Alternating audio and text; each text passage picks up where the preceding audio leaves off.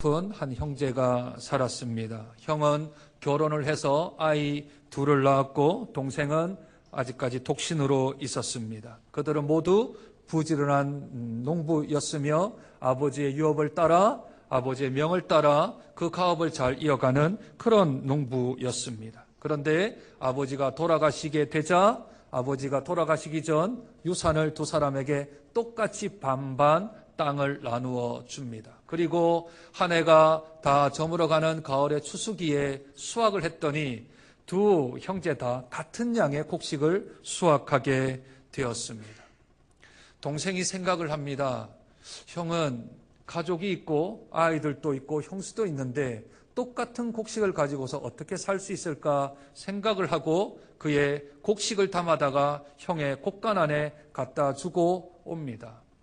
동시에 동생은 자녀들이 없으니 만약 결혼을 못하고 산다면 그 노년에 누가 그를 돌봐줄까 하며 나보다는 동생이 더 많이 있어야 되겠다 하며 그의 곡식을 또 동생의 곡간 안에 갖다 줍니다.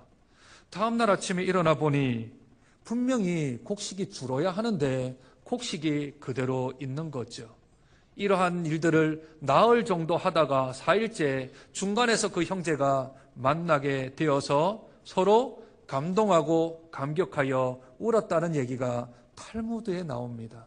그런데 이 이야기가요, 한국에도 있었습니다. 충남 예산 대흥이라는 곳에 이성만, 이순 형제라고 있습니다. 저와 여러분들이 아마 초등학교, 국민학교 다닐 때 2학년 2학기 국어책에 나오는 이야기입니다. 형과 아우가 있는데 우애가 좋아서 서로 간에 곡식을 서로 나누다가 함께 만났던 이 탈무드에 나오는 이야기와 아주 흡사한 이야기가 우리나라에도 있지요. 또한 의로운 형제 이야기는 고려시대에도 전해집니다. 충렬왕 때의 이야기입니다. 공암진 투금산이라는 곳에서 이조년, 이억년이라는 의 좋은 형제가 살고 있었습니다. 가난하였지만 우애가 좋기로 소문이 나 있는 형제였습니다. 함께 어느 날 길을 가다가 어떻게 금덩어리 하나를 줍게 되었습니다. 주운 사람은 형이었고 발견은 동생이 하였습니다. 그러면 금덩어리가 누구 손에 있을까요? 발견한 사람에 있을까요? 주운 자에게 있을까요? 그렇죠. 주운 자 형에게 그 금덩어리가 있었습니다. 순간 동생은 내가 발견했는데 형이 가지고 있으면 형 거가 되는 건가 하고 그 마음에 갑작스러운 금이 갔다 합니다. 동시에 형은 동생만 없으면 이 금덩어리는 다 내 것이 되는데 하며 그 형제 우애에 금이 갔다 하지요. 그러다가 길을 계속 가다가 강을 건너게 되었는데 배를 타고 지나가는 강 중간에서 그 형이 그 금덩어리를 어떻게 하죠? 물에 빠뜨리죠. 동생이 깜짝 놀라 형에게 묻습니다.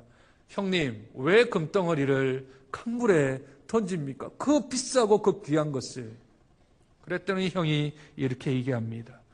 그 금덩어리는 본래 우리 것이 아니었는데 그게 우리 안에 들어오자 너와 나의 관계가 깨어지니 우리 관계가 깨어지는 것보다 이 금덩어리 없어지는 게 훨씬 더 값어치 있다 생각하고 그 금덩어리를 강물에 던졌다 합니다. 이렇게 의좋은 형제 이야기만 우리에게 전해지는 것은 아니지요. 두 형제가 서로 사랑하고 서로 우애 깊게 지내는 형제들의 이야기가 있는가 하면 한 형제는 우애가 있는데 한 형제는 우애가 없는 이야기도 있습니다. 대표적인 예가 놀부와 흥부 이야기지요. 해드릴까요? 네. 의 좋은 흥부와 의가 안 좋은 놀부 형과 아우 간의 관계입니다. 조금은 다르지만 의붓 자매 이야기도 있습니다. 콩지와 팥쥐 이야기도 있지요.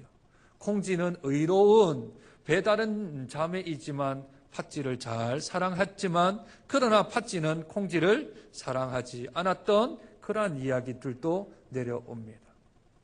요즘은 의 좋은 형제의 이야기보다 또는 한쪽만 의로운 형제의 이야기보다 형제의 난이라고 불리는 이야기들이 참 우리 주변에 많이 있습니다.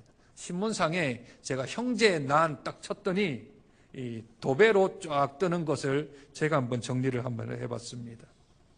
부산을 모체로 하는 대기업 L 회사의 형제의 난 지금 진행되고 있지요? 네, 지금 진행되고 있습니다. 어느덧 끝나버린 H그룹의 형제의 난, 여전히 진행 중인 S사의 남매의 난, D그룹의 12년 동안의 형제의 난에서 3남이 승소했다는 소식, K그룹의 형제의 난에서 형이 승소했고 H그룹의 형제의 난에서는 계속 법정 공방이 진행되고 있는 사실들, 다 형제, 남매, 자매 안에서 일어나는 일들입니다. 원인은 뭘까요? 네, 다 돈입니다. 또는 경영권, 돈이나 경영권 때문에 형제들이 난이 일어나서 법정 다툼에 이르고 승소하더라도 또 상소하고 대법원까지 가게 되어지는 참 웃지 못할 일들, 이 형제의 난, 형제애가 아닌 형제의 난이 지금 바닥에 있습니다. 이 사람들은 예수를 모르니까 형제의 난이 있다고 그렇게 조금 칩시다. 세상 사람들이 아무리 손가락질해도 너희들 손가락질 하는 것보다 나는 이 물질을, 이 돈을 차지하는 것, 이 이권에서 내가 더 우위를 차지하는 게 훨씬 낫다고 세상 사람들의 손가락질을 전혀 의식하지 않습니다. 왜 그럴까요? 그 안에 성령님이 안 계셔서 그렇습니다.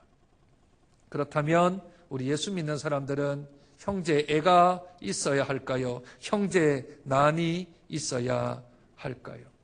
오늘 본문에 보면 우리 교회에 있는 사람들을 다 형제라고 합니다. 5절, 내가 너희를 부끄럽게 하려 하여 이 말을 하노니 너희 가운데 그 형제 간의 일을 판단할 만한 지혜 있는 자가 이같이 하나도 없느냐. 8절, 너희는 불의를 행하고 속이는구나. 그는 너희 형제로다. 그렇다면 교회 안에서 성도들끼리 분쟁이 일어나고 성도들 안에 다툼이 있으면 하늘에 계신 하나님 아버지께서는 우리를 형제의 난으로 보는 거죠. 자매의 난으로 보는 거죠. 성도끼리는 남남인 것 같지만 영적인 시각으로 바라보면 하나님을 아버지로 모시는 성도 안에서 한 하나님 아버지를 모시는 자녀요, 형제요, 자매가 되는 줄로 믿습니다. 그래서 이 땅에 평화가 없어서 이 땅에 소동하고 요란이 많아서 2000년 전 예수님께서 이 땅에 오셔서 지극히 높은 곳에서는 영광이요, 땅에서는 평화로다. 평화가 깨어지고 평화의 도구들이 다 자기의 구실들을 못하니 예수께서 이 땅에 오셔서 그 막힌 담들, 쌓았던 담들을 허물고자 이 땅에 오셔서 형제의 난이 그치고 자매의 난들이 그치고 남매 간의 싸움들을 그치고 너희들 안에 평화의 사신으로 하나님께서 이 땅에 독생자를 보내어 주신 줄로 믿습니다. 성탄절은 선물을 주고받는 날이 아니지 않습니까? 성탄절은 함께 모여서 축하하며 서로를 격려하는 자리가 아니지 않습니까? 성탄절은 관계가 깨어지고 관계가 어려운 사람들끼리 모여 예수 그리스도를 깊이 있게 묵상하며 예수님이 이 땅에 왜 오셨는지, 무엇 때문에 오셨는지를 생각하며 내 화해의 손을 내미는, 내 용서의 손을 내미는 날이 성탄절입니다. 기쁘다 구주 오셨네, 기쁘다 구주 오셨네라고 우리가 찬양하며 선포했다면 그 찬양한 이유, 그 찬양한 목적이 무엇입니까? 깨어진 관계가 회복되어지고 서먹해진 관계들이 다시 한 번 더 우애를 갖게 되어지는, 그것이 곧 성탄을 맞는 예수 그리스도를 믿는 사람들의 행동 양식이어야 될 줄로 믿습니다. 그런데 그렇게 형제로 살아가야 하고 그렇게 자매로 살아가야 될 고린도 교회에 성도끼리 소송이 벌어졌습니다. 성도 안에, 한 교회 안에서 소송이 벌어졌습니다. 오늘 본문을 보면 그 소송의 내용들을 추정을 할 수 있습니다. 7절 한번 볼까요? 너희가 피차 고발함으로 너희 가운데 이미 뚜렷한 허물이 있나니 차라리 불의를 당하는 것이 낫지 아니하며 차라리 속는 것이 낫지 아니하냐. 성도들 사이에서 불의함이 나타났습니다. 불의요. 의롭지 못한 행동들이 나타났다는 것이지요. 그것은 곧 뒤에 나오는 속이는 것. 쉽게 말하면 교회 안에 사기를 친 겁니다. 속이고 속는 자가 생긴 거죠. 형제들 안에서 사기를 치고 속이고 속는 일이 발생이 되자 거의 대부분 이 고대, 근동 아시아에서는 소송권이요, 가난한 사람에게는 있지 않았습니다. 왜냐하면 소송되어지는 비용도 많을 뿐더러 사회적으로 압박받는 사람들이 소송을 걸 만큼의 권력 자체가 없었습니다. 대부분의 사람들은 소송을 거는 사람들이 권력 있고 사회적으로 높은 사람들이 소송을 걸 수가 있었죠. 교회 안에도 사회적 지위가 있을 거 아닙니까? 그 가운데 속이는 자가 권력 있는 자였는데 저 사람들이 자꾸 내가 속았다, 사기 당했다라고 이야기를 하니까 저 이것 좀 해결하자 하고 힘으로 갖다 붙이면서 서로 간에 소송, 고발, 고소 사건이 고린도 교회 안에 있게 된 겁니다. 그것을 가리켜서 사도 바울은 불의라고 합니다. 사도 바울은 여기에서 부끄러움을 이야기를 하고 있는 것이죠. 형제 간에, 그것도 아기 예수가 이 땅에 오셔서 평화의 왕으로 오신 그분이, 평강의 왕으로 오신 그분이 우리를 구속하사 십자가에 못 박혀 돌아가신 그 구원의 은혜를 받은 사람들, 성령이 내주하고 있는 사람들이, 성도들끼리, 형제끼리, 자매끼리 서로 속이고 속는, 그리하여 고소 고발이 있게 된 상황이 벌어지게 된 것입니다.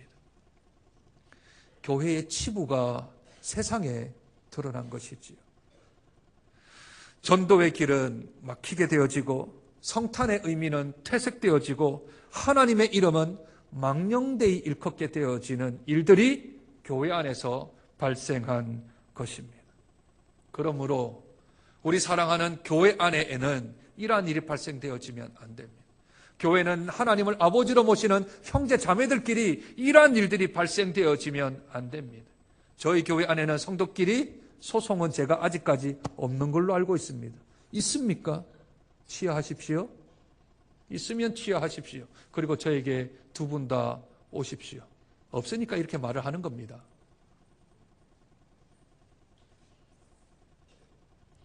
교회 안에서 하지 말아야 될 세 가지 일이 있습니다. 성도들끼리. 첫째, 금전적 거래를 하면 안 됩니다. 금전적 거래를 하면 안 됩니다. 쉽게 말해서 돈을 빌려주고 빌려받으면 안 됩니다. 성도끼리는. 왜냐하면 성도끼리는 거룩한 길을 걸어가는 사람들이 채무자와 채권자로 되면 안 됩니다. 그러므로 교회 안에서의 금전적인 거래는 일체 없어야 합니다. 다만 돈을 그저 주는 건 괜찮습니다. 받을 생각 없이 그것을 그냥 은혜로 내가 그 사람과의 관계 안에서 줄 만큼 주고 그냥 이거 가지고만 가져라 하고 주는 것은 괜찮습니다. 그러나 빌려주고 빌려받고 차용증을 쓰고 어떤 것을 쓰는 것은 교회 안에 있어서는 안 됩니다. 만약 그런 일이 생겨서 목사님 저 사람 나한테 돈 안 갚아요 라고 찾아오면 안 됩니다. 오늘 제가 선언했습니다. 목사에게 그걸 들고 오면 안 됩니다. 하지 말라 했는데 한 것은 안 됩니다. 교회 안에서 금전적 거래 안 됩니다. 두 번째, 교회 안에서 보증 쓰면 안 됩니다. 제가 구절을 찾아봤더니 성경에 5번이나 기록이 되어져 있습니다. 잠언 22장 26절입니다. 너는 남의 빛에 보증을 서지 말라. 잠언 6장 1절과 2절, 11장 15절, 17장 18절에 걸쳐서 보증 서지 말라는 얘기를 계속하고 있습니다. 보증을 서면 안 됩니다. 보증을 서주지 말고 이것 또한 내가 그 사람에게 도와줄 만큼, 그 사람과의 관계가 될 만큼 그냥 돈을 주는 게 훨씬 낫습니다. 보증 서면 안 됩니다. 세 번째, 이익을 목적으로 자신의 어떤 것을 강매하거나 그것을 사도록 유도하면 안 됩니다. 성도 안에서는. 내가 어떤 일을 하고 있는데 내가 가지고 있는 그것을 사야 된다라고 강매를 하면 안 됩니다. 그러면 틀어집니다. 관계가 어그러져요. 이런 것들이 교회에서 하지 말아야 될 긍정적인 그러한 이야기들입니다.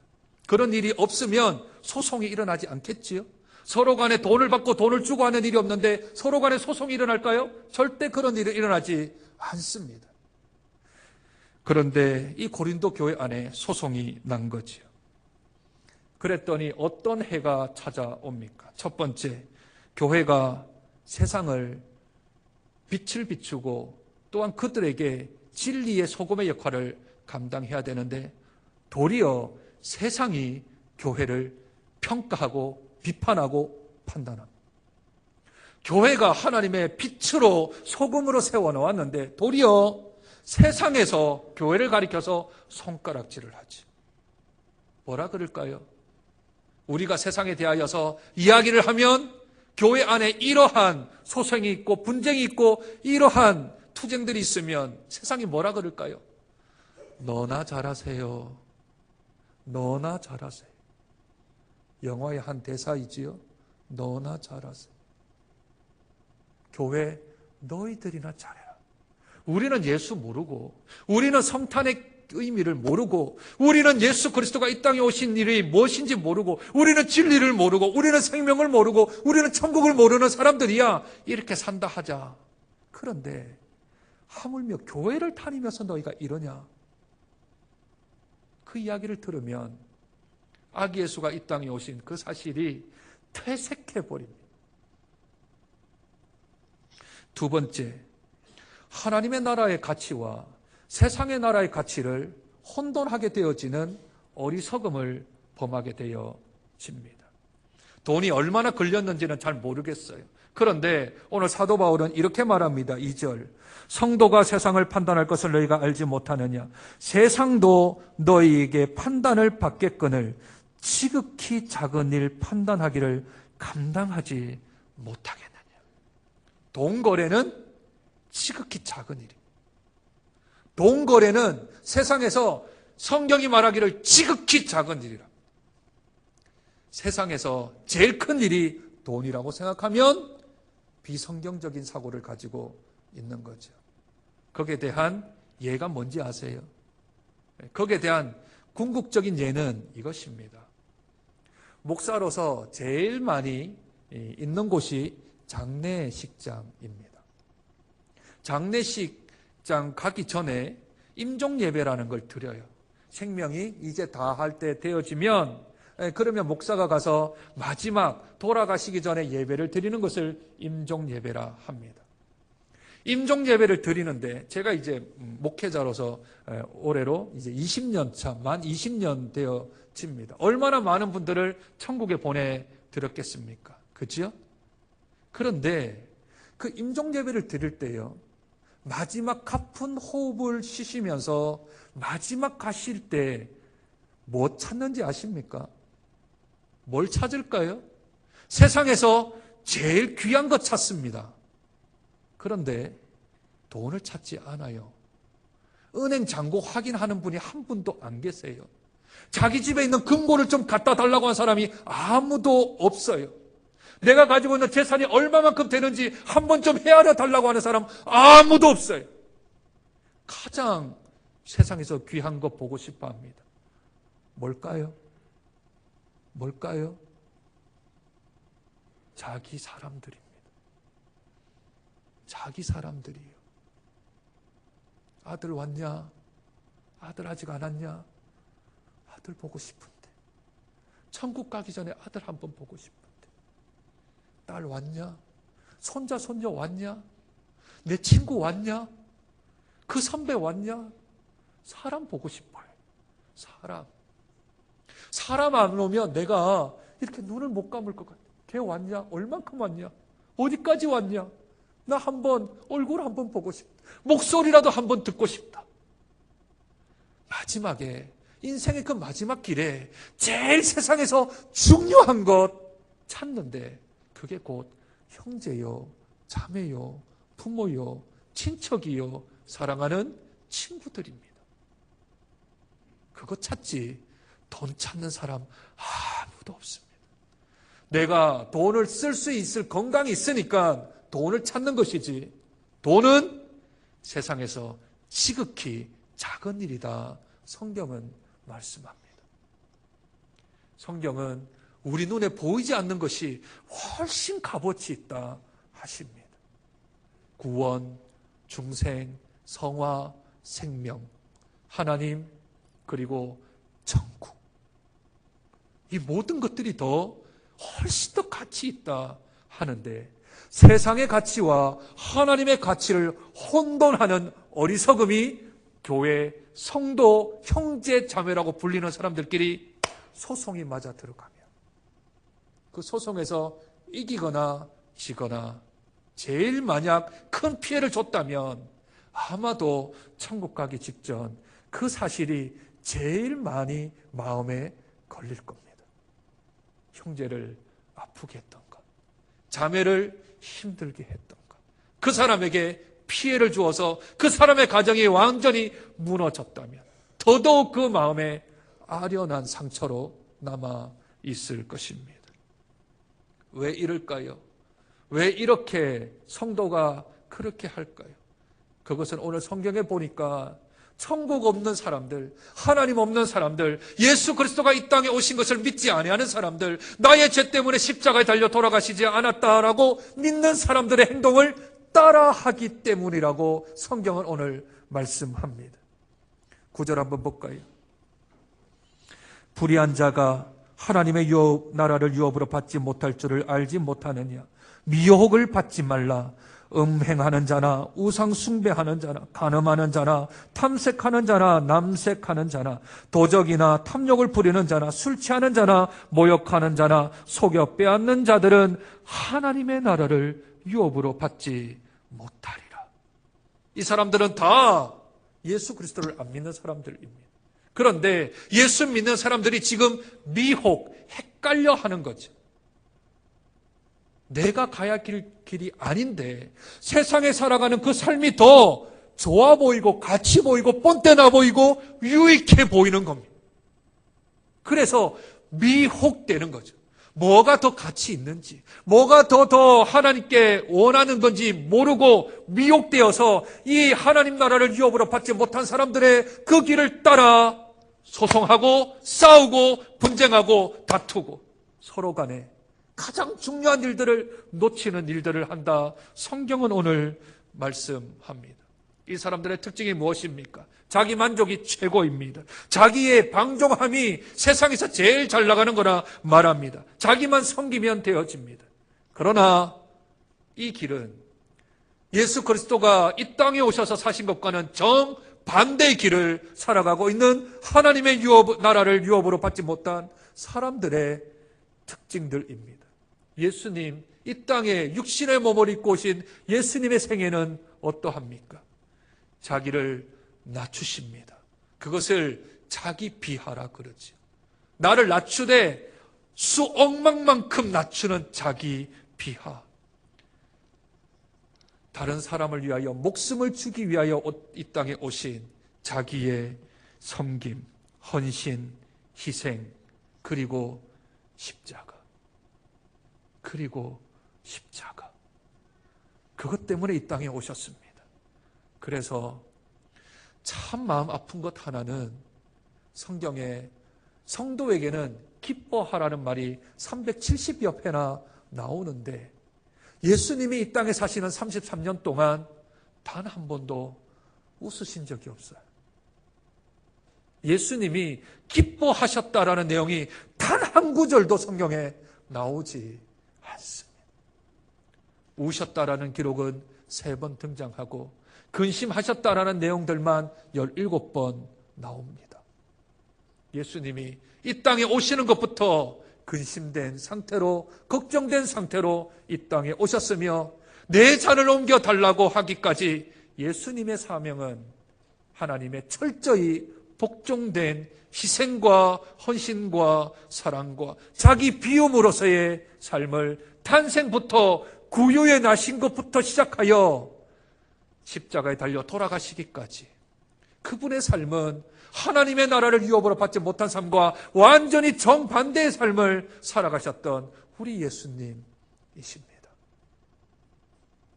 그러므로 예수님이 이 땅에 오신 이 성탄을 기념하며 성탄의 절기를 살아가는 우리들은 아기 예수 오신 것으로 기뻐하는 것으로 끝나고 내가 구원받은 것으로 끝나는 것이 아니라 그분을 쫓아 살아가려고 애쓰고 노력하는 우리의 마음에 결심과 결단이 있어야 합니다.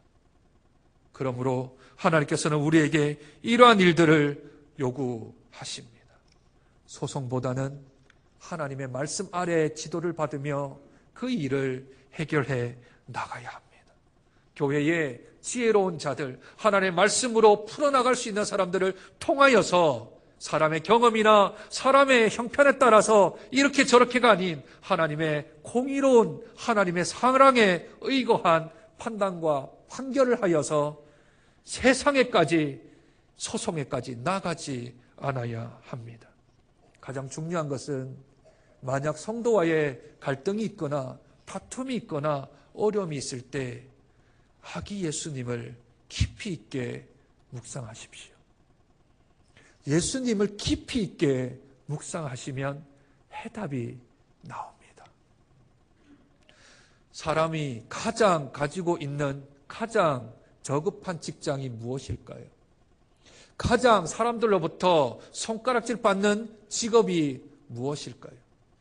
사람이 사람으로서 가장 낮은 직업을 받는 것도 비참한데 신이신 하나님이신 예수님이 인간의 몸을 입고 온 것은 말로 표현하지 못할 만큼의 비참입니다. 그 비참을 뚫고 이 땅에 오셨습니다. 오셨을 뿐만 아니라 이제 며칠 후면 다 배신할 제자들을 위하여서 손수 무릎을 꿇고 그들의 발을 씻기셨습니다. 배반한 제자들, 그들에게 다시 찾아가 네가 나를 사랑하느냐? 네가 나를 사랑하느냐? 네가 나를 정말 사랑하느냐? 하며 다시 회복시키신 예수님이십니다. 제자들 한 명 한 명 정죄하지 않으셨습니다. 한 사람 한 사람의 잘잘못을 따지지 아니하셨습니다. 그 넓은 품으로 품으며 용납하며 이해하며 사랑하며 그들에게 먼저 손을 내미신 분이 우리 예수 그리스도이십니다. 탄생의 절기에 우리 예수님 흉내 좀 내야 하지 않겠습니까? 탄생의 이 기쁜 절기에 우리 예수님이 하신 일들을 좀 한번 닮아가야 하지 않겠습니까? 그래야 세상이 우리를 바라보고 감동하지요. 세상이 성령이 임한 사람들을 통하여서 그들에게 기쁨이 전해지겠지요. 오직 성령의 씻음과 의로움과 거룩함으로 세워진 우리들이, 성탄을 알고 있는 우리들이 세상과는 구별된 삶을 살아드려 세상이 우리를 존경하고 하나님께는 영광을 좀 올려드려야 하지 않겠습니까? 2017년 성탄을 맞이하여 우리의 다툼은 그쳐야 할 줄로 믿습니다. 우리의 경쟁은 이제 사그러들어야 할 줄로 믿습니다. 서로 이해하고 용납하고 사랑하고 용서하고 희생하고 또한 헌신함으로 예수님의 모습 닮아 성탄의 절기에 우리의 행동, 우리의 말이 변화되어 주께는 영광이요 세상에는 평화를 끼치는 복된 주의 자녀, 복된 주의 성도들이 되어지는 저와 여러분 되시길 주님의 이름으로 축복드립니다. 하나님 아버지, 2000년 전 이 땅에 육신의 몸을 입고 이 땅에 오신 예수님을 깊이 있게 묵상합니다. 기쁘다 구주 오셨네. 만 백성 맞아라. 말할 만큼 우리 교회의 처지가 그렇게 녹록지 않습니다. 구주가 오신 것은 맞으나 만 백성에게 예수님이 왔다라고 전하기에 낯이 부끄러울 만큼 교회의 위신이 너무나도 추락해져 버렸습니다. 교회 안에 다툼이 있고 교회 안에 분쟁이 있으며 교회 안에 경쟁이 있고 교회 안에 높음과 낮음이 존재하기에 세상이 더 이상 교회를 존경하지 않습니다. 목사를 존경하지 않습니다. 교회 다니는 사람들을 존경하지 않습니다. 주님, 이것을 회복해야 합니다. 이것을 다시 한 번 더 회복해야 합니다. 성령의 씻어주심과 거룩함과 의롭다 하심을 받았던 우리들이 이제는 일어나 변화의 모습이 있어야 될 줄로 믿습니다.